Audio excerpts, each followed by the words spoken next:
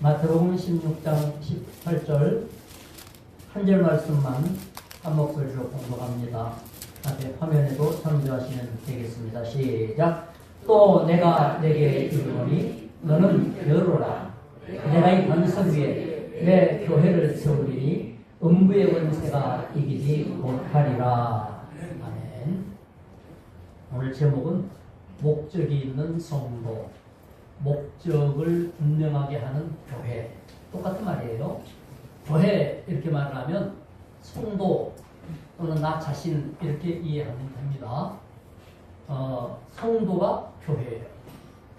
예전에는 갯벌은 쓸모가 없다 해가지고 막아서 농사 짓고 쌀 농사가 더 낫다. 그리고 간척 사업도 하고 이렇게 했어요. 그러나 갯벌에 대한 비밀들이 밝혀지면서부터 쌀 농사보다는 갯벌을 살려놓는 것이 훨씬 더 가치가 있다. 바다 생물들을 보존하고 또 바다 생물 다양성을 위해서도 갯벌은 마치 어머니의 산실 또는 뭐라고 할까요? 그야말로 태반과 같다, 태아와 같다. 이런 그 가치를 알게 됐어요. 우리는 아무 가치가 없다고 생각하는 것조차 알고 보면 큰 목적이 있다는 걸 알 수 있어요. 하나님이 만드신 천하 만물 천지창조에서 목적 없이 만들어진 건 없습니다. 우리가 볼 때는 이걸 왜 만들었나 싶지만, 그러나 우주 만물 섭리 속에서 보면 필요 없는 걸 만들어 놓은 경우는 없어요. 사람은 필요 없는 걸 잘 만들어내요. 그러나 하나님은 반드시 필요한 것들을 목적을 두고 만드셨고, 이 창조물 가운데 모든 목적 중에 최정점에 올라있는 하나님의 창조 피조물은 인간이에요. 인간이야말로 하나님의 창조 목적을 위한 가장 소중한 위치를 차지하고 있고 결정적인 능력을 갖고 있다 하는 걸 알게 되는 것입니다. 그런 가운데 예수를 믿었다. 인간보다도 더 소중한 목적은 믿는 자에게 주어진 목적이 있어요. 성도에게 주신 목적, 이것을 우리는 교회의 목적이다. 성도가 가진 사명이다. 똑같은 말입니다. 골로새서 1장 12절에 보면 우리로 하여금, 교회로 하여금, 성도로 하여금, 나로 하여금 빛 가운데에서 성도의 기업의 부분을 얻기 위하여 하나님이 우리에게 기업을 한 사람에게 몰아주는 것이 아니라 다 각각으로 주신 부분이 있어요. 그 부분을 합해서 하나님의 영원한 뜻이 이루어지는데요. 성도는 모두가 하나님 주신 기업의 부분을 얻기 위하여 거기에 합당하게 하신 아버지 하나님께 감사해야 된다 했어요. 그러니까 나를 향한 하나님의 기업이 있음을 깨달으면 감사 나온다 이 말이죠. 교회는 이런 사람들이 모이는 곳입니다. 주님은 베드로 사도에게 지금 우리가 읽은 마태복음 16장에서 베드로에게 사람들의 여론을 물어봤죠. 사람들이 예수에 대해서 나에 대해서 뭐라고 하더냐라고 물어보니까 베드로가 어떤 사람은 예수님을 훌륭한 모세 같은 분이라고 합니다. 이스라엘에 말씀을 준 지도자. 또 어떤 사람은 능력을 행했던 불의 사자, 능력자 엘리야라고 합니다. 어떤 사람은 사회의 불의를 지적하고 정의를 외쳤던 이 세례 요한 같은 이라고 합니다. 이런 여론, 즉 기독교를 보는 관점이 뭐냐 이거예요. 기독교를 보는 관점, 종교적인 하나의 모세 같은 관점이냐, 엘리야 같은 능력을 말해주는 것이냐, 사회의 정의를 추구하는 것이냐. 그때 주님이 그러면 너희는 나를 누구라고 하냐 할 때 베드로가 주는 그리스도시요 살아계신 하나님의 아들이시니이다. 사회 여론과 다른 신앙의 고백을 했죠. 주 그리스도는 구세주란 말이에요. 약속하신 분 메시아, 살아계신 하나님, 하나님의 존재, 그의 아들, 그 사회를 이루기 위하여 이 땅으로 사람 몸을 입고 오신 분, 주님이 바요나 시몬아 내가 복이 있다 이러면서 이것을 아는 것은 너의 지혜 지식이 아니다. 하늘에 계신 아버지가 이 사실을 너에게 알게 하시는 것이다. 그래서 신앙 고백은 하나님이 주신 믿음에서 나오는 것이 되어야 된다. 이렇게 말하고 있죠. 그래서 사도신경은 우리는 나의 신앙을 고백하는 데에 사람마다 복잡하니까 일치하는 의미에서 사도신경으로 고백을 대신하고 있어요. 우리 주님이 복을 주시면서 하신 말씀이 뭐냐면 너는 베드로라. 베드로라는 이름 자체가 페트로스, 이게 반석이라는 뜻이에요. 반석. 이 반석 위에 내 교회를 세우리니. 그래서 교회의 터전, 이것을 기업이라고 그래요. 아까 골로새 1장 12절에 하나님이 각각에게 몫으로 주신 기업이 있다 이랬죠. 이 기업은 세상에 회사를 가지고 이게 회사가 기업인데 글자가 달라요. 여기서 말하는 건 터기자예요. 터전. 집을 지으려면 땅을 닦아야 되죠. 근데 이 땅이 뭐냐면 반석으로 닦인 땅이다 이거예요. 반석으로 닦인 땅. 그래서 흔들림이 없는 기반이 되고 이 땅도 그 집에 소속되죠. 결국은. 그래서 교회는 어디에 세워졌나? 반석 위에 세워졌다. 성도는 어디에 세워졌냐? 반석에 세웠다. 그런데 예수 그리스도를 반석이라고 구약성경에서는 그렇게 소개를 해요. 예수 그리스도를 우리를 높은 바위 위에 두셨다. 반석 위에 놓으셨다. 이것은 예수님에게 기대고 보호받겠다는 뜻이에요. 또 우리가 베드로를 반석이라고 하는 그 개인의 이름도 반석이라는 뜻이지만 교회가 베드로라고 하는 개인에게 세워졌다는 뜻이 아니라 베드로가 가진 그 신앙의 고백이 있지 않습니까? 주는 그리스도시요 살아계신 하나님의 아들이시니이다. 이러한 신앙을 가진 이 사람들이 교회다 이 말이에요. 아멘? 교회는 신앙 고백이 일치가 되어 있어요. 예수 그리스도에 대한 고백이 구세주로 일치가 되어 있단 말이에요. 이것이 기업이에요. 그래서 저와 여러분은 교회를 세우는 기반이요 반석이 성도가 되는 거예요. 교회를 세우는 게 건물이 아니에요. 기반이 건물이 아니에요. 교회의 기반은 누구라고요?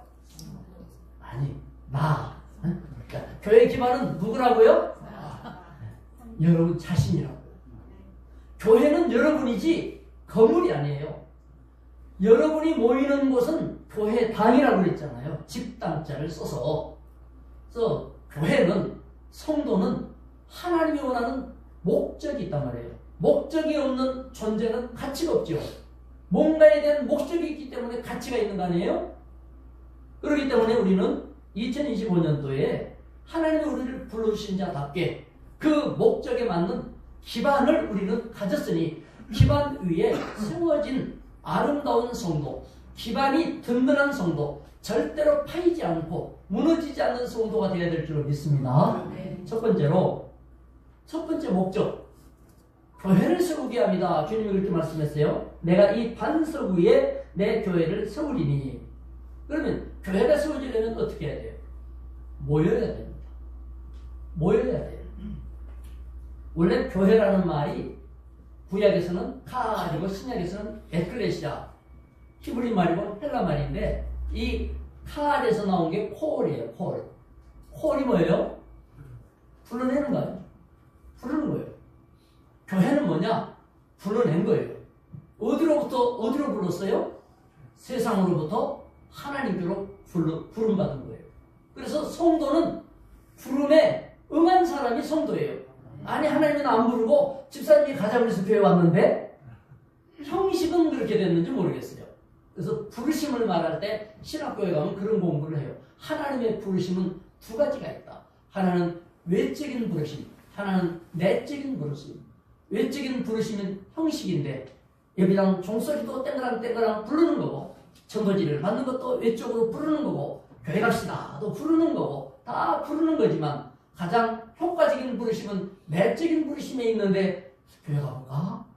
그런 것들을 통하여 마음이 통하여지고 사건 사고를 통하여 마음이 통하여지고 내적인 부르심은 효과적인 부르심이다. 이런 말씀을 하는데요. 하나님은 저와 여러분을 불러서 여기 교회에 오신 거예요. 할렐루야. 부름을 받은 게 성도죠. 세상으로부터 하나님께로, 세상 조직으로부터 교회라는 조직 안으로 이렇게 부름받아요. 많은 종류의 모임이 있지만 예수 그리스도의 이름을 걸고 불러낸, 그리고 거기에 반응한 그분들이 바로 저와 여러분이에요. 이들은 모여야 돼요. 모여야만이 힘이 생기고 세워질 수가 있는 거죠. 히브리서 10장 25절을 보면 마지막 시대 때 바쁜 시대가 되고 산업화 시대가 되면 모이기가 힘들어요. 농경 시대 때는 농사 짓고 모이자 하면 아무 때나 모일 수가 있는데 지금은 3교대 하죠. 또 어떤 때는 어떤 직업은 교대를 해도 꼭 6일 기준으로 교대를 해요. 7일 기준으로 하면 일주일에 한 번은 쉬는데 6일 기준으로 하니까 이게 돌아가는 게 어쩌다가 주일이 걸려요. 이게 참 어려운 시가 되니까 말세가 되면 모이기를 피하는 일이 생겨요. 이러니까 이제 인터넷 예배 생기죠. 화면 예배로 대신하죠. 심지어는 개인 예배 드리면 된다. 이래가지고 침대에서 누워서 예배 드려요. 그거는 잘못된 거예요. 성경에 보면 예수님이 재림하실 때가 다가오기 시작하면 모이기를 피하는 사람들이 습관이 생겨나는데 그런 사람과 같이 하지 말고 너희는 모이기를 더욱 힘써라. 이렇게 했어요. 그러니까 기를 쓰고 어떻게든지 모이려고 애를 써야 되고 월급이 조금 작아도 주일날 쉬는 대로 직장 잡아야 되겠어요. 돈 많이 주니까 주일날 안 지키는 대로 가야 되겠어요. 여러분은 정답만 말하시면 돼. 형편은 그렇게 못할지라도 답은 알고 있어야죠. 그러면서 답은 알고 있으면 또 어떻게 해야 돼요? 아이고 주일날 와야 돼. 근데 내가 못해서 참 약해. 기도해야 되겠어요. 기도 좀 해주세요. 이래야 되는데 눈을 동그랗게 뜨고 아니 나 밥 먹여줄 거예요? 이렇게 하지 마시고 아이고 어디서 미안한데 이렇다고 이래야지. 여러분 못하는 건 내가 죄송한 거고 하나님이 정해놓은 것은 정해놓은 거고 이걸 갖고 있어야 되지 않겠어요? 교회는 이렇게 하다가 보면 구원이 뭔 줄 모르는 사람일지라도 부름받아 모이다가 보면 말씀을 듣고 성도 만나고 하면서 성령의 감동하심과 임재하심을 통하여 구원 경험을 하게 되어 있고 구원 고백이 일어나게 되어 있습니다. 그래서 구원의 모임이 되는 거예요. 교회는 구원받은 사람의 모임, 구원받을 사람들의 모임이다. 이렇게 이해하면 될 겁니다. 교회가 가진 고유한 기능은 구원 진리예요. 원래 기독교 학교를 세운 이유는 젊은이들에게 구원 진리를 알려주고 성경 진리를 가르치기 위해서 그랬는데 우리나라에서 그 울산대학교 법과대학의 그 이정훈 교수라고 하는 분이 불교인인데 아주 철저하게 기독교 말살에 결심을 하고 종교정책자유연구회라는 거를 이렇게 앞장서서 주도를 했고 거기에서 두 가지를 했어요. 하나는 뭐냐? 법적인 제도를 만들자, 법을 만들자. 그래서 종교 차별을 없애다. 이 법을 만드는 거예요. 그러니까 학교에서도 종교 차별하지 마라. 심지어 이것이 뭐예요? 기독교가 세운 기독교 학교조차도 종교 차별하지 마라. 그 법이 통과가 되어버렸어요. 기독교를 대표하는 국회의원이 없으니까 그걸 못 막아. 국회의원 가운데 기독교인이 있어요. 그렇지만 자기 당론이 아니면 당론을 거슬릴 수가 없는 거라. 기독교 국회의원, 기독교를 내세우는 국회의원이 한 명도 없다니까요. 이게 원불교도 있고 그 다음에 불교인도 있고 내세우는 사람들이 있지만은 기독교는 없어요. 왜냐? 예수 믿는 사람들이 기독교 국회의원은 안 찍어줘. 그 의식을 모르는 거야. 법이 만들어지니까 기독교 학교에서 지금 성경 못 가르쳐요. 가르치면 그 학교 교장이 문자 받아요. 법이 만들어졌어요. 그러면 옛날에는 기독교를 세운 정신에 따라서 성경 가르쳐라. 지금은 뭐예요? 학생 자율에 맡겨라. 배우고 싶은 사람은 공부 끝나고 성경 배워라. 여러분 같으면 공부 끝나고 성경 배우러 가겠어요? 학교 다닐 때? 이게 그래서 기독교 학교조차도 우리나라도 없어져 버려요. 어느 나라나 정권이 어떤 쪽에 성격을 가진 정권이 들어가느냐. 정권이 보통 세 개가 있어요. 왼쪽, 가운데, 오른쪽 이렇게 세 개가 있어요. 그런데 어느 쪽의 성격을 가지냐에 따라 기독교에 대해서 이런 반대적인 정책이 만들어져요. 또 하나는 뭐예요? 기독교 말살을 위하여서 종교정책에서 학교 교육을 그렇게 했을 뿐만 아니라 법을 그렇게 만들고 얼마나 성경에 대해서 공격을 했는지 몰라요. 그리고 나서 법 만들고 이렇게 해서 이 양반이 예수 믿었잖아요. 교회 공격 시그대로 지금 막 열을 띄고 유튜브에 보면 나는 잘못했습니다. 성경밖에 없습니다. 이렇게 하고 다녀요. 그래서 그 법을 바꿀 수가 없으니까 참 안타깝죠. 여러분, 미국에서도 기독교 정신으로 나라가 세워졌기 때문에 전국에서 성경교육, 구원교육이 학교에서 있었어요. 그러나 일정 성향의 대통령이 집권하고 나니까 성경교육을 없애기 시작했죠. 그 시동을 케네디가 시작했어요. 케네디 대통령 때부터 성경교육을 학교에서 금지한다는 게 각 주마다 만들어지기 시작해가지고 지금은 성경교육을 못하게 되는 학교가 더 많아요. 참 아쉽죠. 복음 진리를 금지한 거예요. 결국은 미국은 타락의 나라가 되고 말았고 70년대에는 히피 문화가 퍼져가지고 미국 젊은이들이 마약, 말은 자유인데 자유롭게 살자 해갖고 내버려뒀더니 마약에다가 장발에다가 수염을 기르는 데다가 큰 거리에서 잠을 자는 데다가 이게 어디서부터 왔어요? 이 히피 문화가 성경교육을 중단하는 데서부터 왔다는 것은 전부 인정하고 있는 거예요.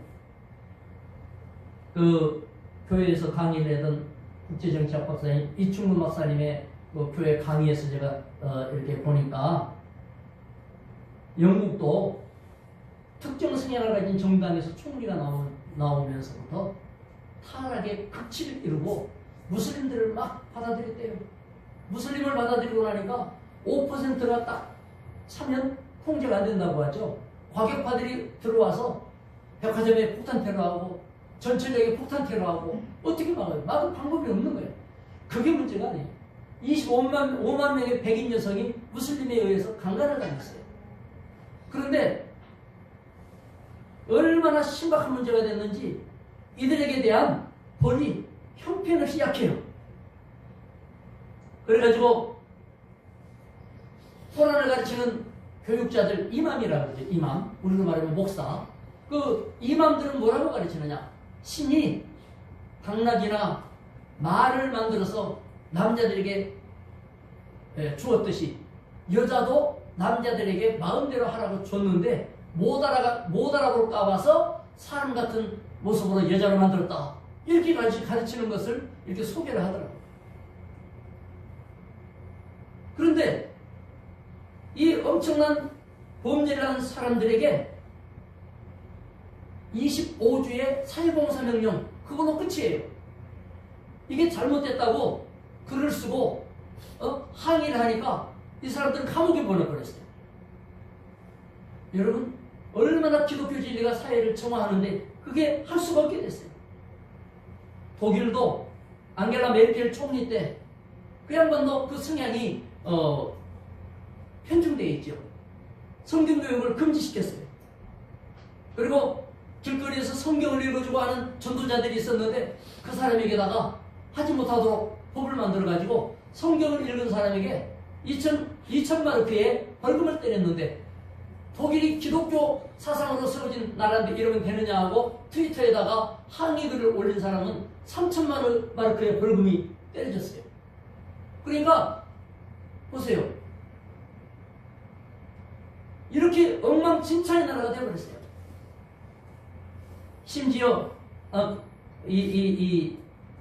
제가 잘못 말했어요. 스트레스 준다면서 그 사람은 감옥에 보내버렸어요. 그 다음에 무슬림 강간범은 2,000마르크의 벌금을 때렸고 왜 2,000마르크의 벌금밖에 안 되냐라고 항의한 사람한테는 3,000마르크의 벌금을 때렸대요. 이해가 됩니까? 이해가 안 되는 거예요. 전 세계가 이렇게 흘러가고 있어요.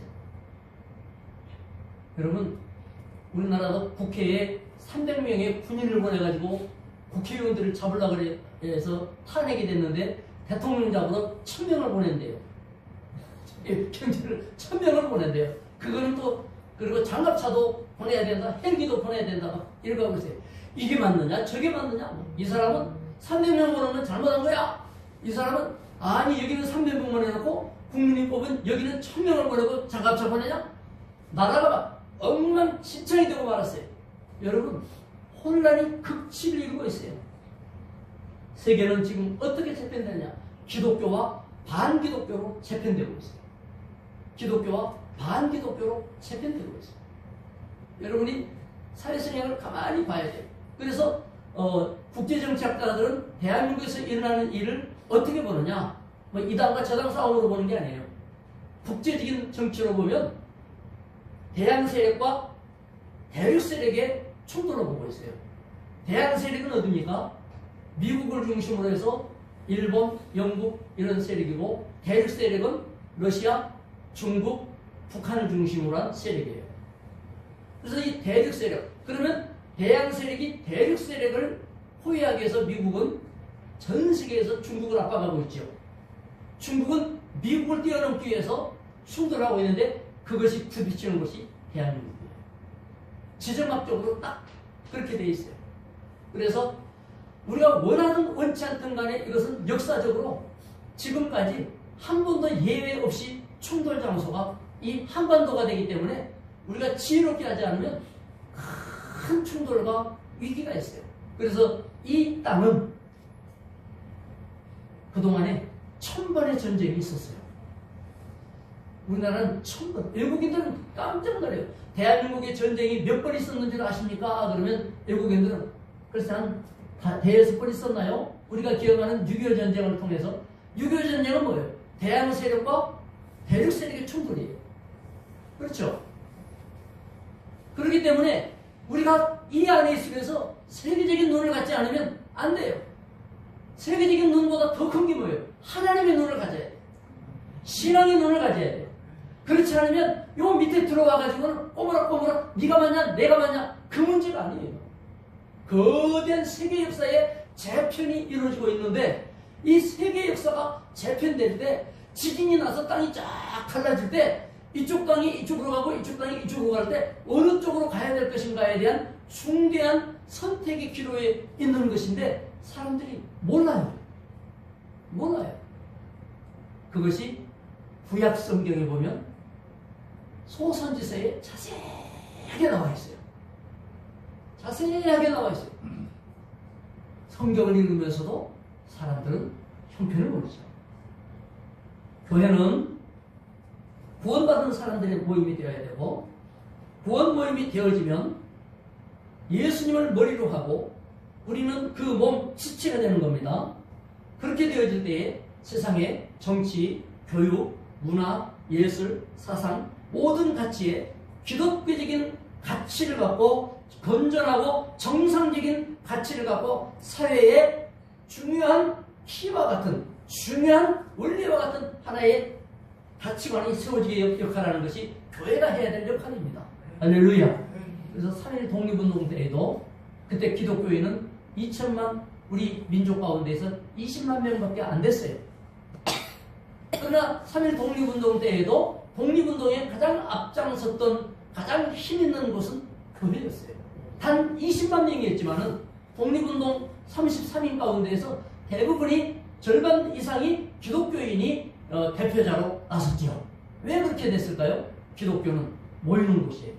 모여서 구원을 가는 거예요. 구원받고 힘을 얻어야 돼요. 힘을 얻으면 이것이 사회에 지탱하는 힘이 되어지고 가치관이 혼란을 일으키는 이런 충돌 속에서 중심을 잡아주는 터의 역할을 해야 되기 때문에 교회는 은혜받고 능력받고 구원받은 사람들로 모여야 될 줄로 믿습니다. 하나님이 교회는 모이게 하신 거예요. 구원받으라고 하는 거예요. 힘을 가지라고 하는 거예요. 그렇게 함으로써 이 사회를 중심 잡도록 축을 만들어줄 수 있다. 누구도 이 사회의 축이 될 수 없어요. 이 당도 축이 아니고 저 당도 축이 아니요. 당은 잡으면 늘 자기들 욕심 채우기 마련이요. 누가 축을 잡아야 되냐? 교인들이 잡아야 돼. 교회가 잡아야 돼. 이 사회를 교인들이 지탱해야 돼. 그렇게 하기 위해서는 어떻게 해야 되냐? 예배 잘 드려야 됩니다. 예배 드리면 교회는 강화되고 세워진 줄로 믿습니다. 예배가 살아나야 돼요. 하나님께 영광 돌리는 모든 행위, 그걸 다 합해놓은 것이 예배예요. 예배, 이 말은 봉사보다 구제보다도 앞장선 거예요. 예배는 전도와 선교보다도 중요한 거예요. 예배는 엎드린다, 이런 뜻이 있어요. 예의를 갖추어 엎드리는 거예요. 하나님께 복종을 표시하는 겁니다. 존경을 표시하는 겁니다. 거만하지 않고 겸손히 낮아지는 자십니다. 이럴 때에 하나님이 영광받으십니다. 애굽의 노예로 있던 히브리 민족들을 하나님께서 모세를 통하여서 해방시키셨을 때 목적이 뭐예요? 고생하니까 해방한다. 그게 목적이 아니에요. 그 목적은 출애굽기 7장 16절에 히브리 사람의 하나님 여호와께서 이렇게 나를 너희에게 보내어서 이르되 내 백성을 보내라. 누가 하나님의 백성이에요? 예배하는 자가 하나님의 백성이에요. 왜냐? 그들이 광야에서 나를 섬길 것입니다. 하나님은 예배하라고 자유 주신 거예요. 예배 잘 드리라고 여러분에게 건강 주시는 거예요. 예배 잘 드리라고 여러분에게 재물도 맡기시는 거예요. 예배를 통하여 강화되라고 여러분에게 능력을 주시고 기회를 주신 줄로 믿습니다. 예배 잘 드리면 다 되는 거예요. 우리는 바빠서 예배 못 드린다고 그러는데요. 자꾸 그러면 하나님이 한가하게 해줘요. 예배 잘 드리라고. 그러니까 바빠서 예배 드린다는 말은 안 해야 돼요. 여러분이 아무리 바빠도 예배를 절대로 놓치지 않겠다는 결심을 가져야 돼요.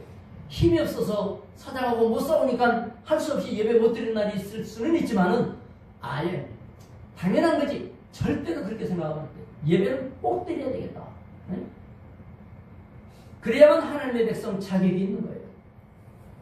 예배를 다른 말로 경배라고도 하죠. 경배. 엎드려 절하는 거예요.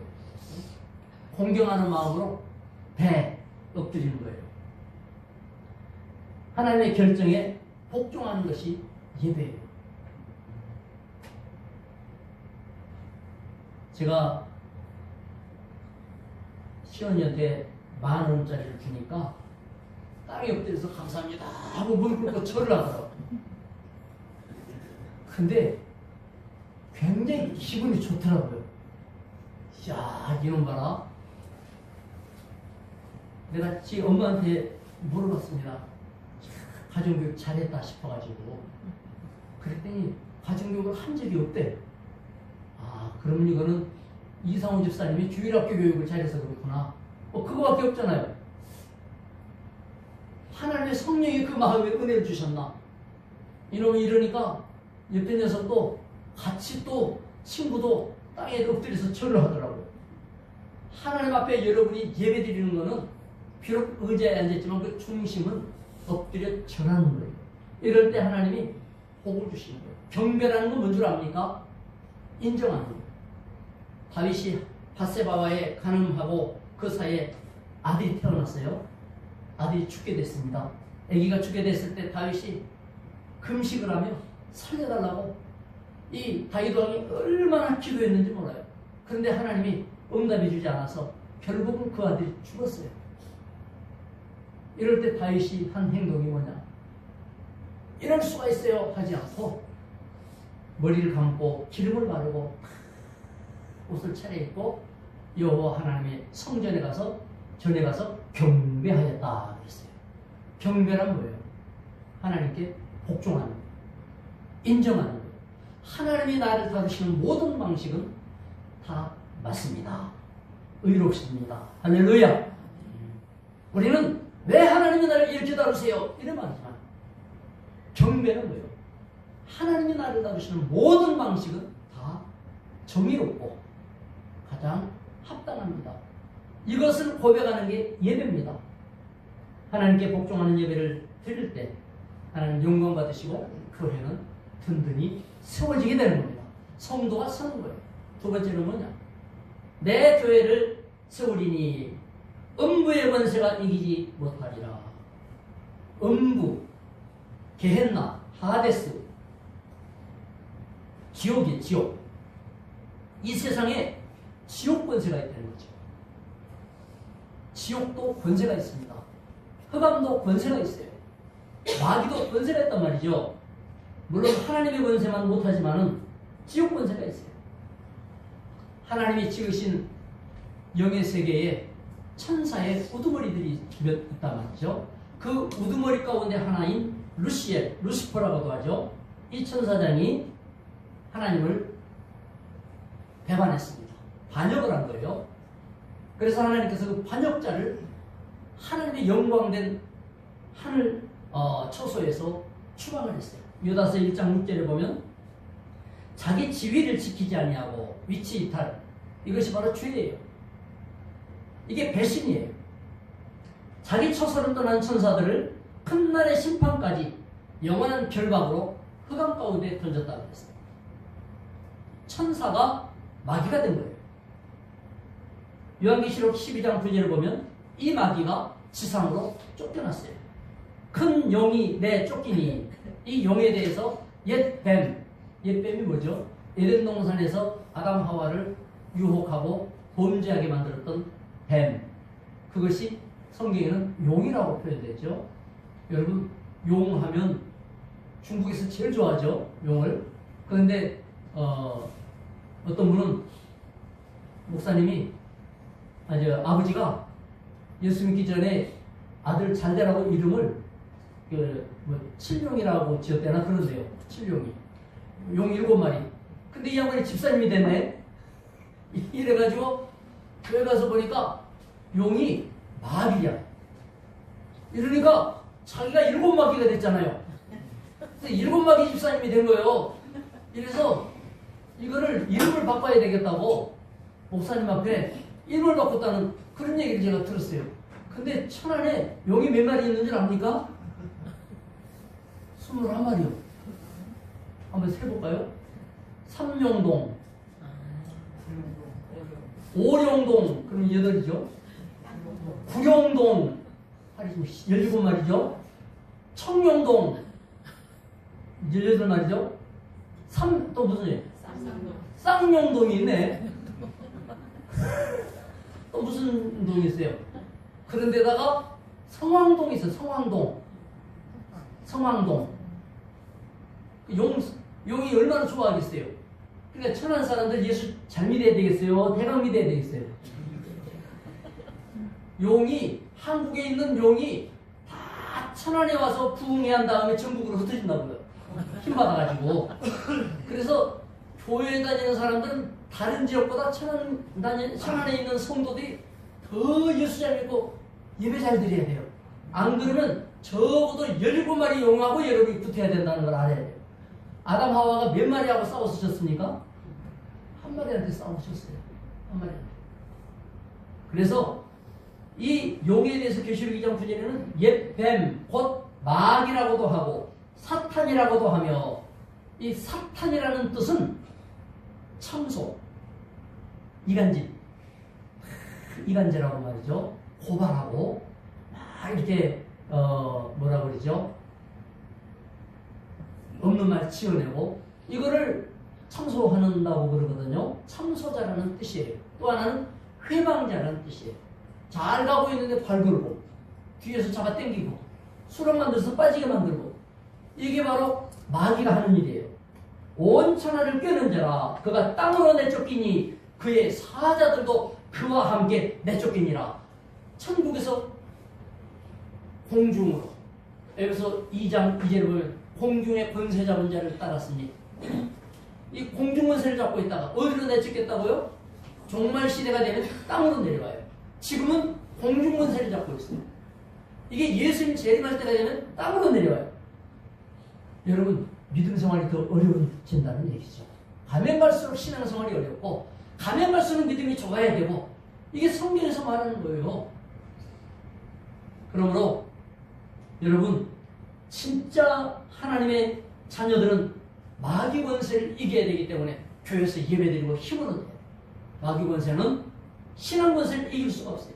지옥 권세를 이기는 힘은 교회 안에 오면 되는 거예요. 음부의 권세가 너를 이기지 못하리라. 우리에게는 영권이 주어져 있기 때문에 이 힘을 사용할 수가 있어요. 똑같은 미국인데요, 바이든의 미국은 힘을 못 써요. 그래서 그 G20 정상회의 때 보면 옛날에는 미국 대통령이 항상 가운데 서서 사진 찍었는데 바이든은 저 뒷구석에 와가지고 한쪽 옆에 사진 찍고요. 여러분 그게 있을 수 있어요? 있을 수가 없는 거예요. 이 바이든은 그 흑인 대변인 있잖아요. 그 여자가 동성애자예요. 강요들 가운데 동성애자도 있고 트랜스젠더도 있고 그래요. 군대에 미군에 트랜스젠더 동성애자를 10,000명을 받아들였어요. 그래서 군대 기강이 엉망이 된 거예요. 그리고 강하게 훈련하는 게 아니고 군대 인권, 군인 인권, 그리고 무슨 복지 이런 데 신경 쓰느라고 미군들이 완전히 졸장부들이 되어지니까 형편없이 미국이 대접을 받았어요. 그래서 미국인들이 이게 아닌데 하니까 트럼프가 뭐라 그래요? 나는 미국 중심으로 할 거야. 우리 미국이 제일이야. 뭐 이러면서 나는 대통령이 되면 그 이튿날 10,000명을 군대에서 내쫓겠다. 강한 군대로 만들겠다. 이랬어요. 심지어 대통령 당선되고 취임도 안 했는데 얼마 되지도 않았는데 카나다에 트리도 총리를 압박을 해가지고 너는 이 사회주의적인 그런 가치를 갖고 있으니까 안 돼.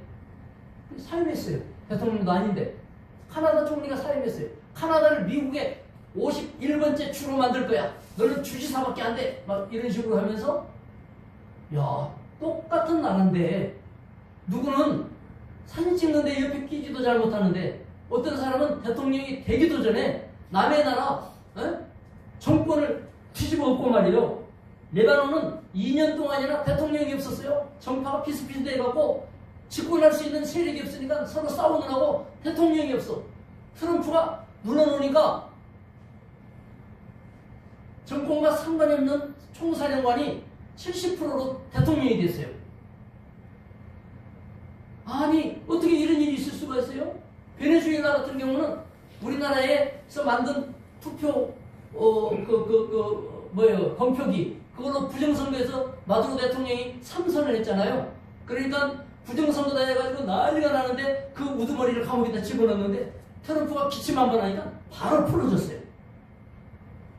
미국은 똑같아요. 그때 미국이나 트럼프의 미국이나 똑같아. 그런데 누가 그 미국을 잡고 흔드느냐가 달라요. 달라요. 교회가 다 똑같아요. 예수 그리스도 다 똑같아요. 다 믿어요. 그런데 어떤 사람이 믿는 예수는 능력이 나오고 어떤 사람이 믿는 예수는 비실비실해서 주일도 안 하고 지키고 기도 응답도 한 번도 못 받고 누구의 예수는 그러냐고요. 예수님에게 능력이 없는 거예요? 아니 아메리카라고 하는 막강한 나라를 갖고 누구는 비실비실 대접도 못 받고 그런데 트럼프가 나서서 러시아와 우크라이나 전쟁 나는 며칠 만에 끝내버리겠다. 그 말이 나오자마자 푸틴이 뭐라 그래요? 휴전할 용의가 있다. 젤렌스키가 나도 휴전할 용의가 있다. 아니 똑같은데 누가 하면 이렇게 되고 누가 하면 저렇게 되냐고요. 여러분요, 그리스도는 전능하시고 하나님은 능력이 많으신 우리 하나님, 할렐루야. 우리 주님이 말씀하시기를 내 교회를 반석 위에 세울 것인데 음부의 권세가 이기지 못하리라. 마귀가 여러분을 절대로 이길 수 없다고 포장해 놓으시지 않습니까? 절대로 가난이 여러분을 삼키지 못하며 질병이 여러분을 제압하지 못할 것입니다. 여러분의 문제가 여러분을 불행하게 할 수 없다는 걸 믿으시기를 바랍니다. 우리 전능하신 하나님을 믿고 그 예수를 믿으면서 누구는 예수 믿고 행복하고 예수 믿으니까 살만 나고 이러는데 똑같은 예수 믿는다면서 교회 와가지고 오만하고 낙담하고 불평하고 좌절하고 부정적이고 안 된다고 하고 왜 그렇게 말하고 있습니까? 주님은 베드로에게 말했습니다. 베드로야, 너는 이름만 반석이 돼서는 안 돼. 페트로스야, 베드로 이름이에요. 이 페트라 위에 반석이에요. 넓은 반석. 똑같은 건 아니에요. 베드로라는 개인 이름이 아니에요. 페트로스야, 남성형 명사 베드로 이름. 이 페트라 위에 여성형 명사 반석. 똑같은 반석이지만 같은 게 아니잖아요. 이름만 반석으로 갖고 있는 게 반석이 아니야. 믿음이 반석이 돼야지. 거기에 교회는 세워지는 거야. 성도는 반석에 세워진 흔들림이 없는 강력한 교회야. 믿습니까? 여러분이 안디옥 교회의 강력한 구성원이고 마귀가 이기지 못할 하나님의 군대입니다. 마귀가 절대 불용한 자가 17령이 덤벼들어도 21령이 덤벼들어도 여러분을 흔들리지 못할 걸 믿으시기를 바랍니다. 그래요. 이제 말씀을 정리를 할 때가 됐습니다. 하나님이 우리를 불러내셨습니다. 가.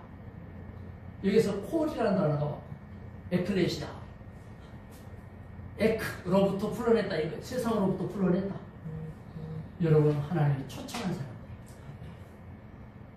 하나님께서 그냥 두지 아니하시고 특별하게 선택하여 불러내신 초청자. 그리고 이 엄청난 것을 맡겨주신 영권을 알게 해주셨어요.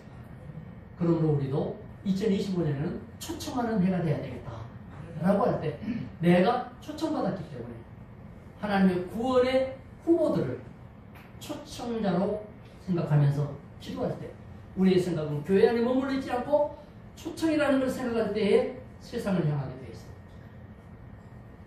세상은 흑암의 세력이 장악하고 있고 불순종의 아들 가운데 역사하는 영들이 세상 풍속을 가지고 장악하고 있는데 여러분이 초청이라는 생각, 부름이라고 하는 생각을 갖는 순간 마귀 권세를 향하여 이제는 정복사역이 일어나는 겁니다. 여러분은 정복자가 될 수가 있습니다. 하나님 앞에 평화의 정복자, 영생의 정복자, 하나님 나라 확장하는 정복자. 그러므로 성도는 교회입니다. 교회는 목적이 있습니다. 그 목적은 주님의 영광입니다. 그 영광을 위하여 주님이 교회를 세우고자 하십니다. 세우기 위해서는 모여야 됩니다. 모여서 예배해야 됩니다. 예배할 때에 찬양이 있고 기도가 있습니다. 하나님 기뻐하시고 그들에게 복을 주시게 약속을 해 주셨습니다. 이 교회가 모여들면 음부의 권세가 이기지 못합니다. 세상은 음부의 권세인 사탄의 권세가 작동하고 있지만 그것을 뚫고 나가는 것이 지옥 권세를 이기는 것이 천국 권세요. 믿음입니다. 말씀으로 뚫고 나갑니다. 기도로 뚫고 나갑니다. 찬양이 이겨내게 하는 것입니다. 그러므로 우리는 믿음으로 이 모든 것을 감당해 나감으로써 초청할 때 큰 역사가 일어나면 그야말로 예수의 반석 위에 내 교회를 세우리니 음부의 권세가 이기지 못하리라. 하나님의 목적, 예수의 목적이 분명한 우리 자신의 정체성을 확인합니다. 여러분은 보통 사람이 아닙니다. 하나님이 선택하고 불러내신 초청된 자요 귀빈입니다. 야, 대통령 초청하나 이런 말이죠. 신세계 정용진 회장이 트럼프 초청받았다고 그러죠. 우리나라 기업인이 5명 초청받았대요. 그리고 목사님 가운데서도 초청받은 분이 있대요. 한 분이. 그리고 그분은 만찬에 초청을 받아서 몇 안 들어가는 데에 이렇게 들어간대요. 그래가지고 거기에 누가 가느냐. 여기에 막 방송도 나오고 그래요. 아니 미국 대통령 초청 받는 게 그렇게 대단한가 봐요. 하나님이 여러분을 초청했다니까요. 하나님의 자리에 초청되었으니 이 영광의 이 신분에 대한 확신과 정체성을 절대 약화시키지 말고 말로는 못하지만 누가 뭐라고 해도 까불지 마. 사장님이 막 뭐라 그러면 예 사장님 그러지만 속으로는 뭐라 그래요? 까불지 마. 난 하나님의 왕자야. 공주야. 까불고 있어요. 겉으로는 예 알겠습니다. 속에서 여러분 자신에 대한 이 가치가 빛나는 아름다운 출발이 되시길 주 예수 이름으로 축원합니다. 기도하겠습니다. 하나님 아버지 감사합니다. 주님이 우리를 불러내셨습니다.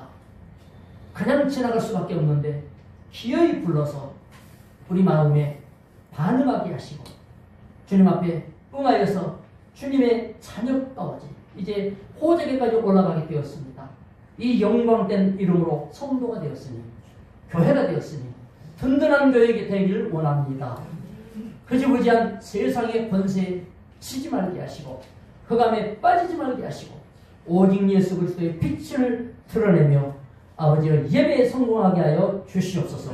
모이는 데 성공하게 하여 주시옵소서. 말씀 안에 온전히 세워짐으로 우리가 초청된 자로서 초청의 아름다운 기름을 감당하도록 특사로 파견되게 하여 주시옵소서. 예수님의 이름으로 기도드리옵나이다. 아멘.